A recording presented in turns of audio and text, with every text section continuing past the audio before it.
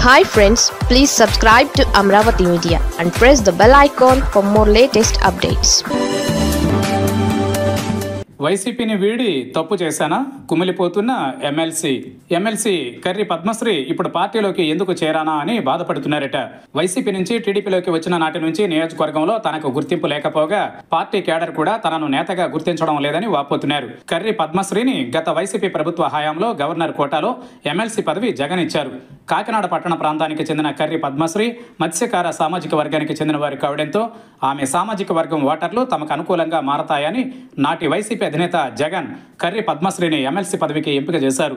అంతవరకు బాగానే ఉంది. కానీ ఆమె 2024లో జరిగిన ఎన్నికల ఫలితాలు రివర్స్ అయిన వెంటనే ఎమ్మెల్సీ పదవికి రాజీనామా చేశారు. శాసన మండలిలో బలం పెంచుకునే ప్రయత్నంలో భాగంగా తెలుగుదేశం పార్టీ కొందరు ఎమ్మెల్సీలకు వలవేసింది. దాదాపు 10 మంది ఎమ్మెల్సీలు టీడీపీలో చేరేందుకు సిద్ధమై ఎమ్మెల్సీ పదవికి రాజీనామా చేశారు.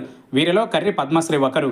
నిజానికి తన సామాజిక వర్గానికి చెందిన కర్రి పద్మశ్రీని టీడీపీలో చేర్చుకోవడంపై కాకినాడ టౌన్ ఎమ్మెల్యే కొండబాబు అభ్యంతరం చెప్పినా కాకినాడ పట్టణ నియోజకవర్గంలో 40% ఓట్లు మత్స్యకార సామాజిక వర్గం ఓట్లు ఉండడంతో టీడీపీ నాయకత్వం కర్రి పద్మశ్రీ చేరికకు గ్రీన్ సిగ్నల్ ఇచ్చింది.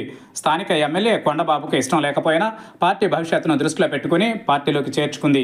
ఎమ్మెల్సీ రాజీనామాను ఇంకా మండలి చైర్మన్ ఆమోదించలేదు. అయితే కర్రి పద్మశ్రీని ఎమ్మెల్యే కొండబాబుతో పాటు టీడీపీ నేతలు కూడా అసలు తమ పార్టీ నేతగా పరిగణించలేదని స్పష్టమైన సంకేతాలు కనిపిస్తున్నాయి. ఇటీవల శ్రీలంకలో కాకినాడకు చెందిన మత్స్యకారులు చిక్కుకుని అక్కడ జైలులో దాదాపు 2 నెలలు గడిపారు. అయితే ప్రభుత్వం చేసిన ప్రయత్నాలతో వారిని శ్రీలంక ప్రభుత్వం విడుదల చేసింది.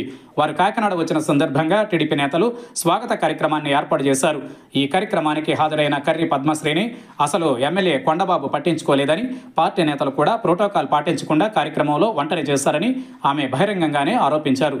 అందుకే పార్టీ మారి అధికార పార్టీలోకి వచ్చినప్పటికీ కర్రి పద్మశ్రీకి మాత్రం లోకల్ లీడర్స్ వాల్యూ ఇవ్వకపోవడంతో ఆమె తమ బాధను పార్టీ హైకమాండ్కు చెప్పుకునేందుకు సిద్ధమైనట్లు సమాచారం.